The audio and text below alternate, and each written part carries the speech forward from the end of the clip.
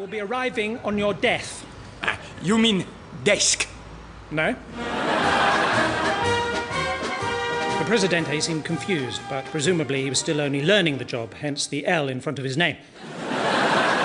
So, how did I, Milton Jones, become the world's leading architect? Well, my dad was an architect. One day he drew up plans to extend the family. He applied to the local authority, or my mum as we called her, and I was born some 9 months later. Apparently, from an early age, everyone could tell I was going to go into the family profession. I applied to do architecture at several top universities, but ended up just doing a damp course in Aberdeen. But it was always my ambition to study in Europe, so I enrolled at the Sorbonne University in Paris, where I first met Anton. He kindly put a note under my door suggesting we meet up the next day. Got it! Ah, there you are. You must be Milton. Hello. I thought we arranged to meet in the boulangerie.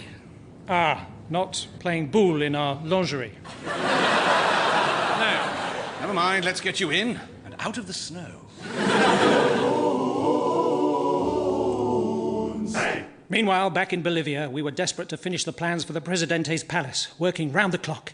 It was a small office, so I removed the clock, and then we all had a lot more room. Well, how's it going? At last, my masterpiece is finished. Milton, it's fantastic. It's a stunning model. Model? Milton, you haven't spent the entire budget on the model, have you?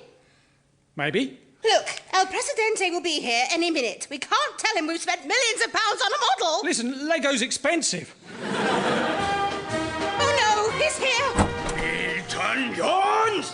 Where is my palace? Now, El Presidente, why don't you just put that chisel down? You have tricked me. Just step this way, through here. Why?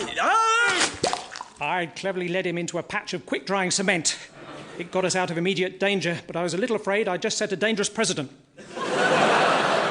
I was always an innovator. Over lunch one day, I gave Norman Foster the idea for the London gherkin, although he ignored my plans for the Birmingham onion ring. And then there was that commission in the Far East. Mr. Jones, this is a truly inspiring building. The imposing sheer facade, the buff light brown colour, the large triangular flap, and the little portrait of the Queen in the corner. How did you come up with such a brilliant design? Oh, I just did it on the back of an envelope. What? Just came to me one day, about 11 o'clock. But I have sponsors. What am I going to tell them? Tell them it's postmodern. I'll be the laughingstock of the Philippines. Good location for an envelope, though. Manila. Listen, I want a new design for a new building as soon as possible. It'll be with you in a jiffy.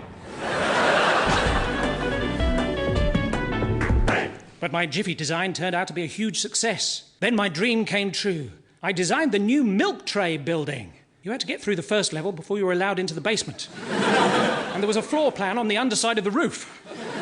So, Anton, Susan and I flew back to London in time for the unveiling of our new headquarters, which I designed in the shape of a giant head. Milton, are you sure this office is entirely practical? Yes, I mean, where do we all sit? Well, as the master creator, I should sit on the right-hand side of the brain, and Anton on the left. What about me? You're getting up my nose. I don't want to sit in the nose. Well, there's an office in each nostril, but you can only pick one. Why can't I be down in the mouth? Because I want you to be happy.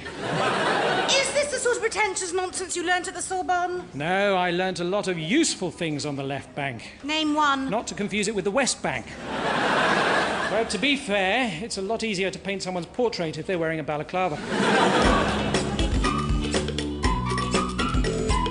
My days at the Sorbonne were full of romance, because that is where I met Marie.